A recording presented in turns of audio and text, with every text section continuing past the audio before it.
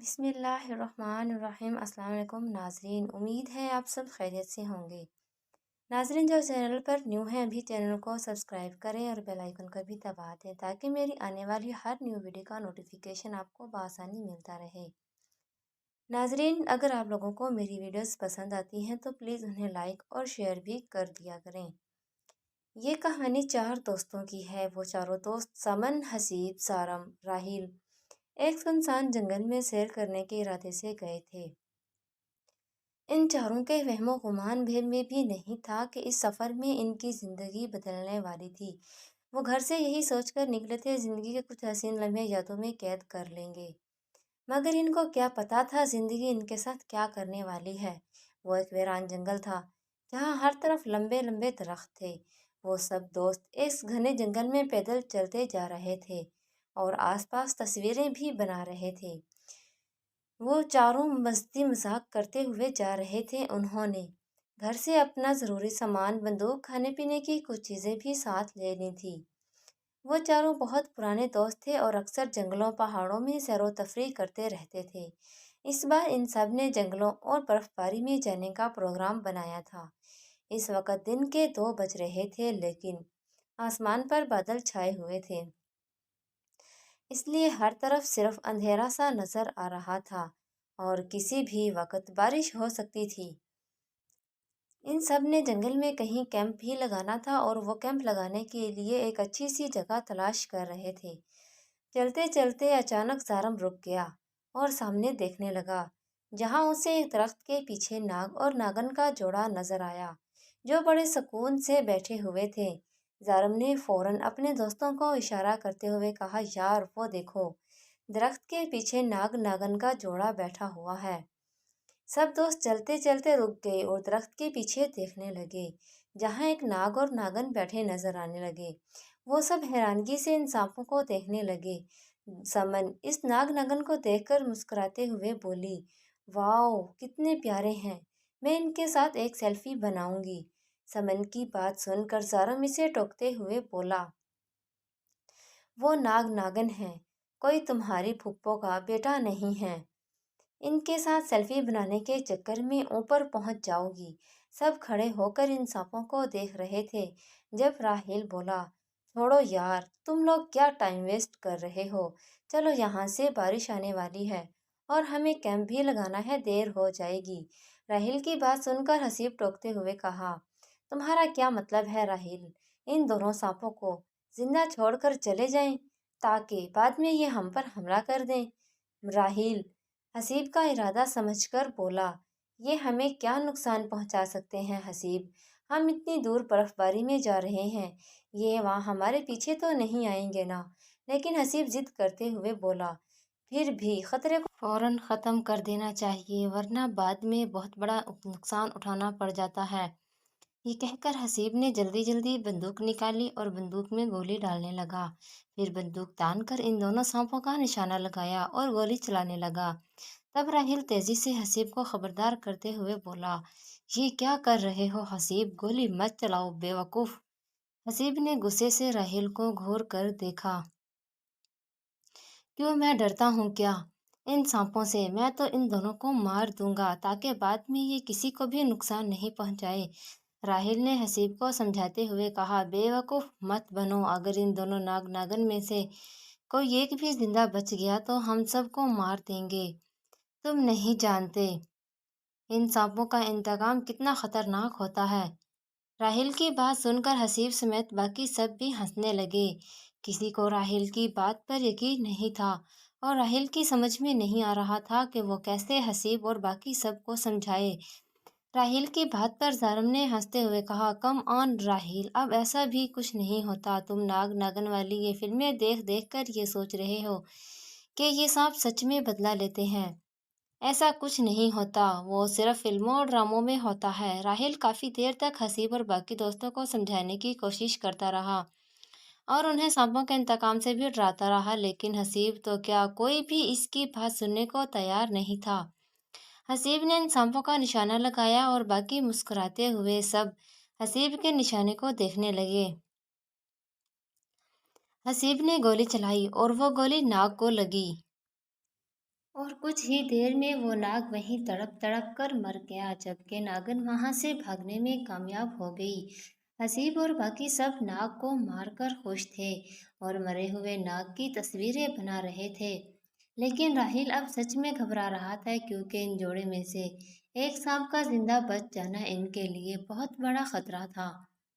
مگر اس کے دوست یہ بات ماننے کو تیار ہی نہ تھے۔ ناگ کو مار کر وہ سب دوست وہاں سے روانہ ہوئے اور برف کے پہاڑوں کی طرف جانے لگے تاکہ وہاں جا کر اپنا کیمپ لگا کر ٹھکانہ بنا سکے۔ وہ سب 2 گھنٹے بعد ایک برف کے بہت بڑے پہاڑ پر پہنچے، جہاں ہر طرف پہاڑ تھے اور برف باری ہو رہی تھی۔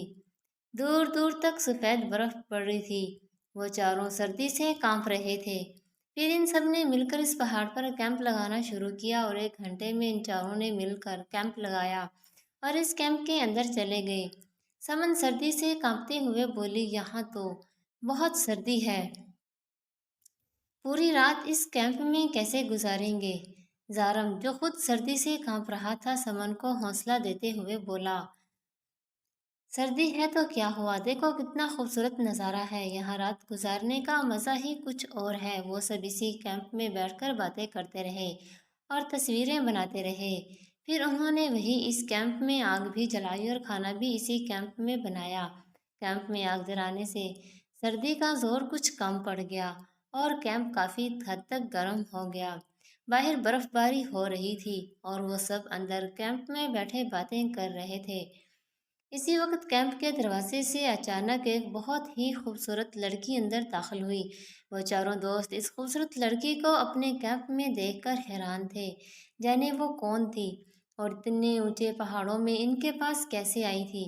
اس لڑکی نے سب کو سلام کرنے کے بعد مسکراتے ہوئے بتایا، میرا نام نیلم ہے، میں یہاں پاس میں ہی رہتی ہوں، آپ سب کو دیکھا تو یہاں چلی آئی، سوچا آپ کو شاید کسی مدد کی ضرورت ہو۔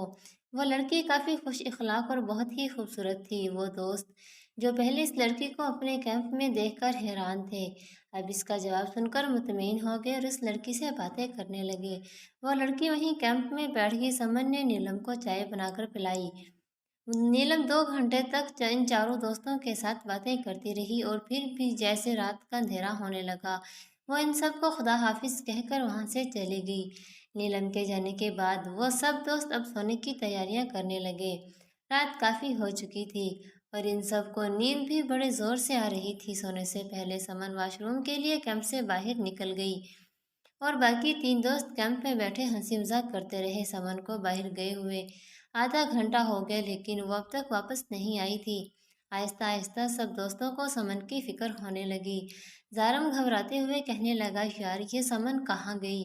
آدھا گھنٹہ ہو گیا، ابھی تک واپس نہیں آئی۔ راحیل اور حسیب بھی پریشان ہو گئے۔ حسیب فکر مندی سے بولا، کیا پتا یار کسی پہاڑ سے نیچے گر گئی ہو، ویسے بھی کتنا اندھیرا ہے اور اونچے اونچے پہاڑ ہیں۔ حسیب کی بات سے راحیل اور زارم مزید فکر مند ہو گئے۔ راحیل نے کہا، تو یہاں بیٹھنے سے اچھا ہے چل کر دیکھتے ہیں کہاں گئی ہے وہ، ایسا نہ ہو بہت دیر ہو جائے۔ وہ سب دوست ٹارچ اور اپنی چادریں اٹھا کر کیمپ سے باہر نکل آئے اور ادھر ادھر روشنی کی جلا کر سمن کو تلاش کرنے لگے اور ساتھ ہی سمن کو آوازیں بھی دیتے رہے، لیکن کافی دیر ڈھونڈنے کے بعد بھی انہیں سمن نہیں ملی۔ اب ان سب دوستوں کو سچ میں تشویش ہونے لگی، معاملہ کافی سنگین ہو گیا۔ وہ سب ڈر رہے تھے اور دعا بھی کر رہے تھے۔ پھر انہیں دور کہیں سمن نظر آئی، وہ برف پر پڑی ہوئی تھی۔ وہ سب دوست بھاگ کر سمن کے پاس گئے، لیکن سمن کے پاس پہنچ کر ان سب پر ہولناک انکشاف ہوا۔ سمن مر چکی تھی۔ ان سب دوستوں کے قدموں تلے زمین نکل گئی۔ وہ سب گھبرا کر ایک دوسرے کو دیکھنے لگے۔ سمن تھوڑی دیر پہلے تو بالکل ٹھیک تھی، پھر اسے اچانک کیا ہو گیا؟ راحیل اور زارم سمن کی لاش کو اٹھا کر کیمپ میں لے آئے اور کیمپ میں آ کر وہ لاش کا جائزہ لینے لگے، کوئی نشان وغیرہ ڈھونڈنے لگے۔ پھر انہیں سمن کی گردن پر خون کے 2 نشان نظر آئے۔ زارم نے نشانوں کو دیکھ کر حیرانگی سے کہا، یہ کس چیز کے نشان ہیں؟ راحیل گھبراتے ہوئے بولا، یہ نشان سانپ کے ہیں، لگتا ہے وہ ناگن بدلہ لینے آ گئی۔ میں نے کہا تھا تم لوگوں سے اس ناگن پر گولی مت چلانا، لیکن تم 2 لوگوں نے میری ایک نہ سنی، اب دیکھ لو انجام۔ राहिल की बात सुनकर हसीब गुस्से से इसे टोकते हुए बोला, राहिल क्या बकवास कर रहे हो? ऐसा कुछ नहीं होता, समन पर जरूर किसी जंगली जानवर ने हमला किया होगा। हसीब और जारम ये बात मानने को तैयार ही नहीं थे कि समन पर नागन ने हमला किया है। वो सब वहीं खेमे में परेशानी से बैठे रहे। थोड़ी देर पहले वाली खुशी अचानक गम में बदल गई। समन की लाश को सामने देखकर जहां सब उदास थे, वहीं सबको एक अनजाना सा डर भी लग रहा था। जारम ने हसीब और राहिल से कहा, तुम दोनों यही लाश समन की लाश के पास बैठो, मैं बाहर जाकर देखता हूँ। शायद हमें पता चल जाए समन को किसने मारा है। जारम कैंप से बाहर निकल गया। हसीब और राहिल परेशानी से वहीं बैठे रहे। समन की लाश इनके सामने पड़ी हुई थी। ये जो कुछ हुआ था इनके वहमो गुमान में भी नहीं था। जारम को बाहर हुए 1 घंटा होने को था, लेकिन वो अभी तक वापस नहीं आया। हसीब और राहिल 1 घंटे से समन की लाश के पास बैठे थे और अब तो उन्हें जारम की भी फिक्र होने लगी। जाने वो कहाँ रह गया था। राहिल की घबराहट में इजाफा होता जा रहा था और उसने हसीब से कहा, ये जारम ने इतनी देर क्यों लगा दी? मुझे तो डर लग रहा है, कहीं इसके साथ भी कुछ हो ना गया हो। राहिल की बात सुनकर हसीब भी परेशान हो गया और वो दोनों समन की लाश को वहीं कैंप में छोड़कर जारम को देखने के लिए बाहर चले गए। बाहर आकर वो जारम को इधर उधर तलाश करते रहे। फिर अचानक उन्हें सामने जारम नजर आया। जारम भी मर चुका था, इसकी लाश सामने पड़ी थी। राहिल और हसीब भागकर जारम की लाश के पास गए। जारम की गर्दन पर भी बिल्कुल वैसे निशान थे जैसे समन की गर्दन पर थे। इन दोनों को जारम की मौत पर बहुत दुख था। आखिर इसे किसने मारा था? ये काम किसी जानवर का नहीं हो सकता, क्योंकि कोई जानवर 2 कत्ल एक तरीके से नहीं कर सकता था। जारम की लाश देखकर राहिल और हसीब सच में घबरा गए। आखिर इन दोनों का कातिल कौन था और वो ये कत्ल क्यों कर रहा था? अब तो इन दोनों को अपनी जान भी खतरे में महसूस हो रही थी। वो कातिल उन्हें भी कत्ल कर सकता था। हसीब ने डरते हुए राहिल से कहा, यार ये जारम का भी किसी ने खून कर दिया। अब वो कातिल हम दोनों को भी मार देगा, इससे पहले वो हम पर हमला करे।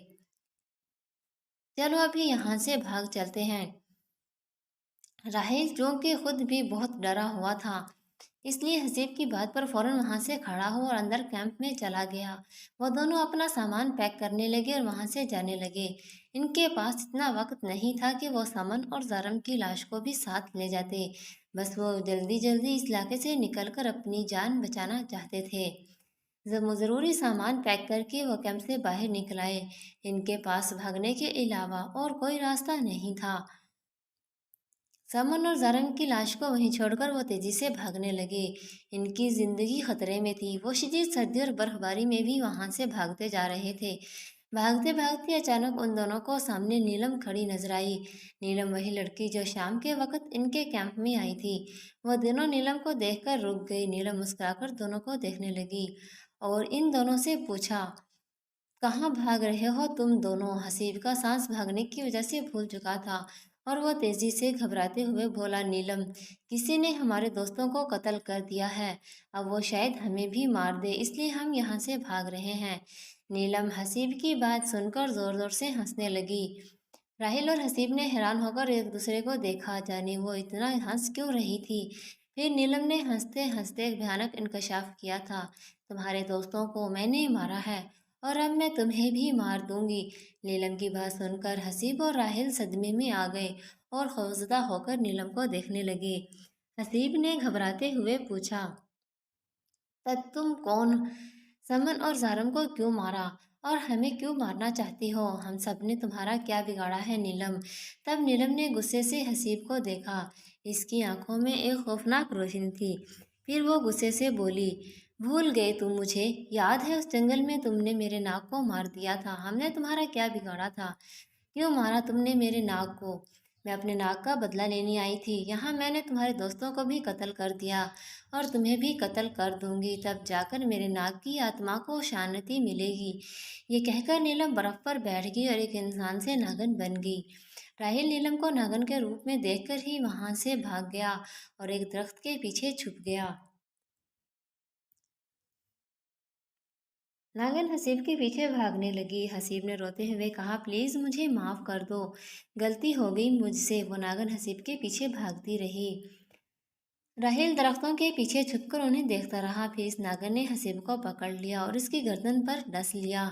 हसीब भी वहीं बर्फ पर तड़प तड़प कर मर गया और राहेल दरख्त के पीछे खड़ा खड़ा से ये खौफनाक मंजर देख रहा था। अब इसे अपनी जान खतरे में महसूस हो रही थी। वो मसलसल दुआएं कर रहा था।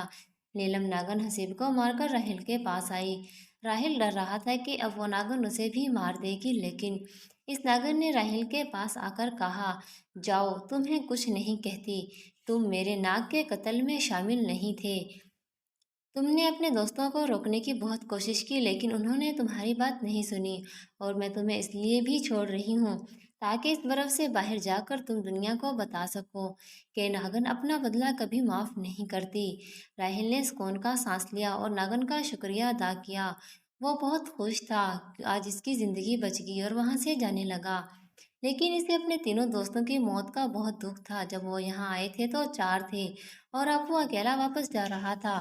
इसे अफसोस हुआ, काश इसके दोस्त इसकी बात सुन लेते तो शायद आज वो सब साथी होते और उन्हें नागन के बदले का शिकार ना होना पड़ता।